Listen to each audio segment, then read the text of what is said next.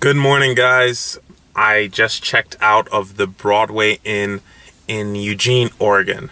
And I know that may come as a surprise because I had planned to go through the Redwoods and then, up.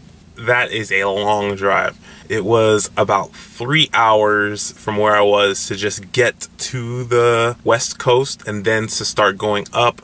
The entire trip was going to be 11 hours total. There's not that much time in the day, starting from 5 p.m. So I just came straight up, and I didn't realize how far Portland was, especially when I stopped to do some sightseeing. I took some pictures of Mount Shasta more than a few times. So I ended up in Eugene, Oregon around midnight last night, or this morning. And now I am going to do a little bit of sightseeing here since I am right here anyways. Do a little bit of sightseeing here in Eugene, Oregon, and then I'm going to head up to Portland, do some sightseeing there, move up to Seattle, which all these are about like 2 hours away, so no matter how much sightseeing I do, I should make it in time. And then I'll go to Spokane, Washington, which is 4 hours from Seattle. We'll see how far along I make it there. Hopefully we make it all in due time. It should be a total of 8 or 9 hours drive time. So let's get today started in Eugene, Oregon.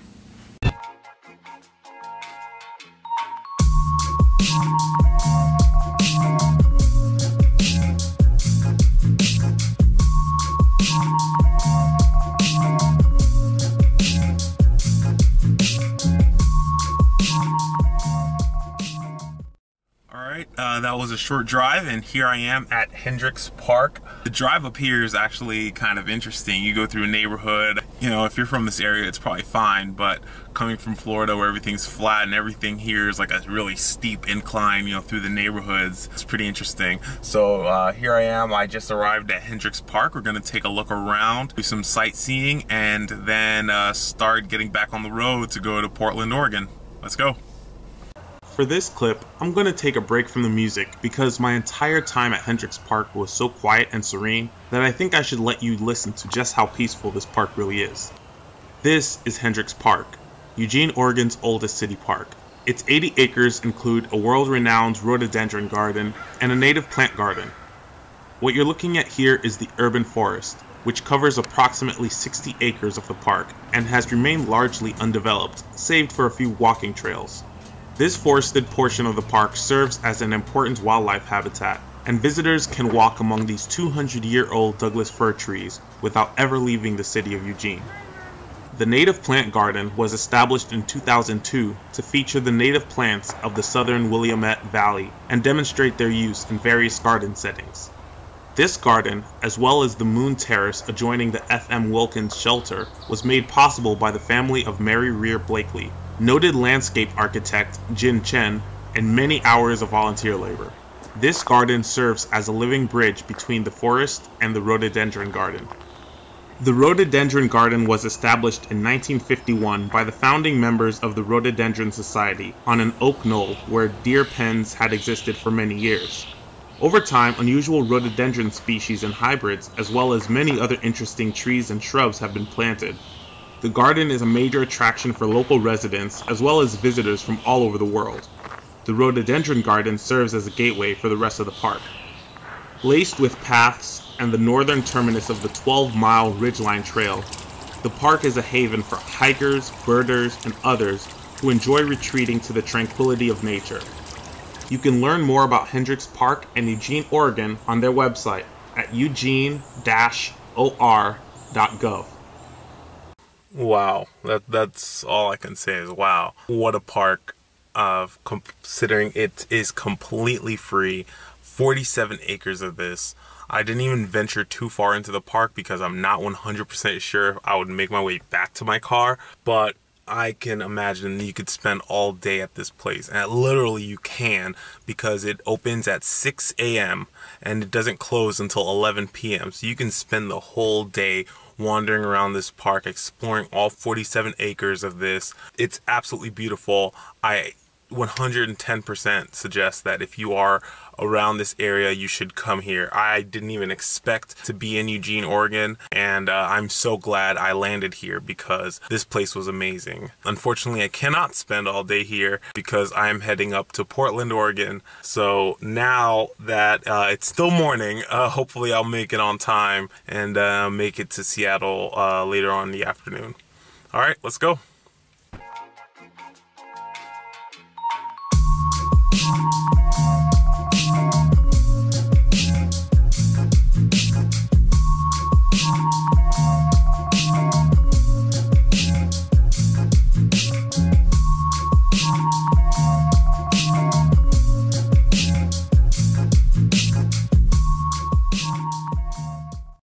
I couldn't help myself. On the way to Portland is the Salem, Oregon Capitol building here in Salem. So I decided to take a quick pit stop, jump here first. Continuing with the budget, it is completely free to go. However, parking is not so easy in Salem. I actually had an easier time parking in Sacramento. If you have quarters, you're fine. But there's a lot known as the yellow parking lot, and you may have to look it up beforehand. That lot is $6 per day to park there, and you can enjoy the Capitol Park, the Capitol building, and even go to the top of the building or whatever. Just enjoy the area in downtown Salem as well. I'm gonna go and pay, and I'm gonna go check out the Capitol Museum or the Capitol building, and then finally make it to Portland, which I should have made it there yesterday. The Salem, Oregon Capitol Building, which is Salem's third Capitol building, was completed on June 18, 1938. After the first two Capitol buildings were destroyed by fires, this Capitol building was built on a reinforced concrete foundation. The Oregon State Capitol building is one of only 3 state capitols in the United States constructed with an Art Deco style.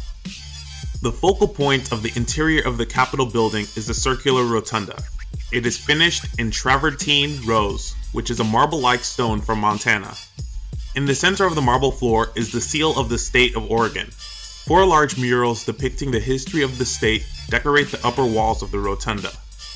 The 2 by Barry Faulkner of New York tell the stories of Captain Gray landing on the mouth of the Columbia River and Dr. John McLaughlin welcoming settlers at Fort Vancouver.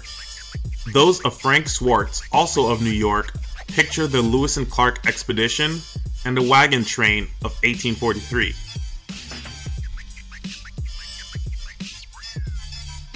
Oregon's House Chamber is fashioned entirely of golden oak. Symbolic of Oregon's important wood products industry is the specially designed carpet featuring the Douglas fir, Oregon's state tree. Behind the desk of the Speaker of the House is a Barry Faulkner mural. I didn't walk into the governor's office because, well, she was in there. Oregon's Senate chamber features paneling and furniture of matched black walnut. Alternating designs of wheat and salmon, symbolizing Oregon's agricultural and fishing industries, are woven into the carpeting. The mural behind the Senate President's desk is by Frank H. Schwartz. They have several tour options to choose from, including self-guided, staff-guided, or video tours. You can learn more on their website at www.oregonlegislature.gov. Alright guys, so that was the Oregon State Capitol in Salem. I didn't get a chance to stay long. If you do take the full tour, you can take the 121 steps up to the top, and there you can actually get a really good view and see the Golden Man at the top up close. I'm late for Portland and the rest of the trip, so I'm gonna cut this sightseeing tour short, and I'm gonna head up to Portland right now.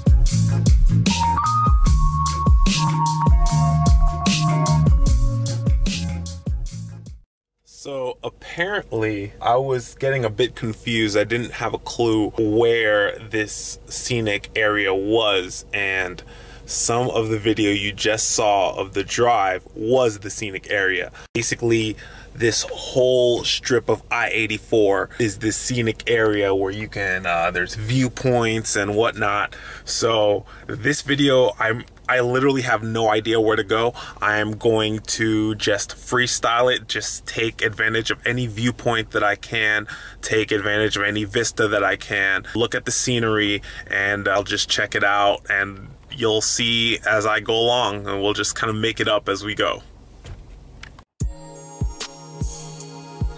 Let's get one thing out of the way right off the bat. I am in no way gonna do this park justice in this video. This is one of those things that you simply have to see for yourself. Some of these first views are from the Portland Women's Forum State Scenic Overlook at Chanticleer Point, where I got my first glance of the Columbia River and the gorge. Any way you look at it, the historic Columbia River Highway Scenic Byway is a marvel for its visionary engineering, incredible scenery, and rich history.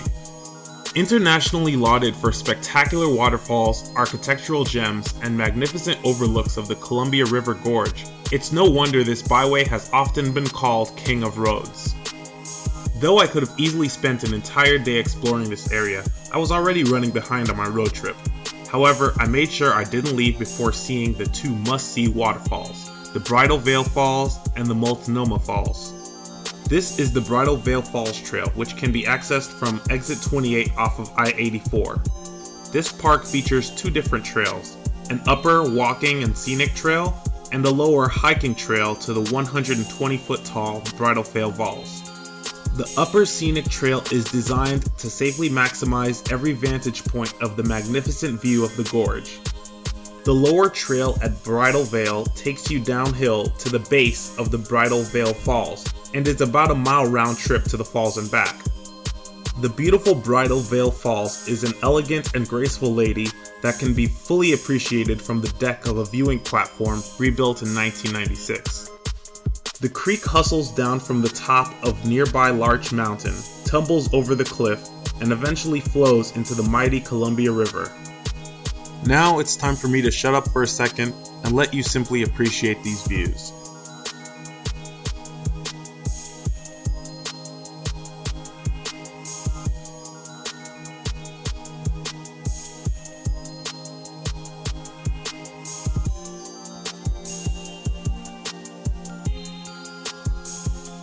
Finally, about 30 minutes outside of Portland are the Multnomah Falls, a 611-foot tall, roaring, awe-inspiring cascade of icy water that lets you experience the power and beauty of nature up close and with ease.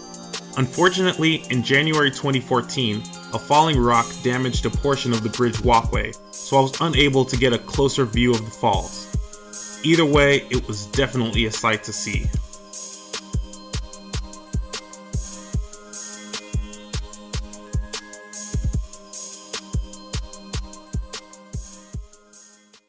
Wow, I'm speechless at how epic and big and huge and awesome this scenic bypass is. I'm not gonna finish it. This was merely a fraction of apparently 22,000 acres.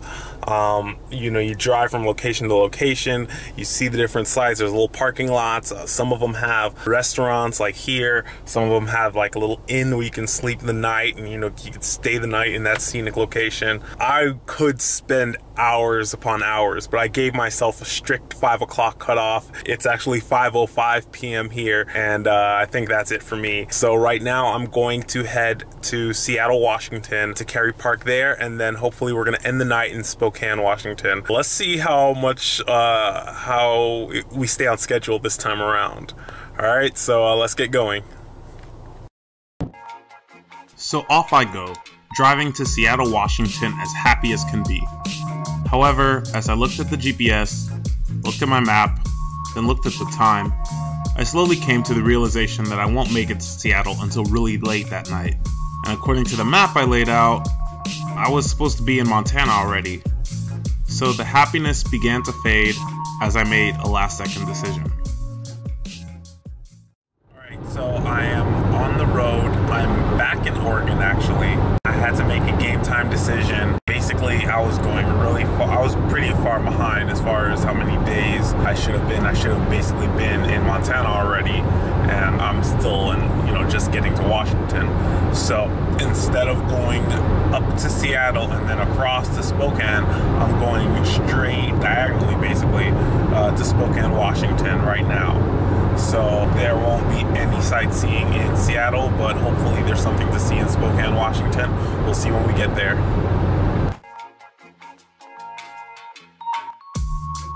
Yeah, it was pretty hard to contain my disappointment. That smile on my face as I was leaving the scenic byway is a lot different from the look on my face as I made the U-turn to head to Spokane, Washington. The reality of the time constraint begins to set in, as I only have 14 days to visit the rest of the states before making my way back to Florida. However, I was determined to achieve this goal, and though I had to make a last-second change, I was in no way going to let this stop me from making it to all 48 states.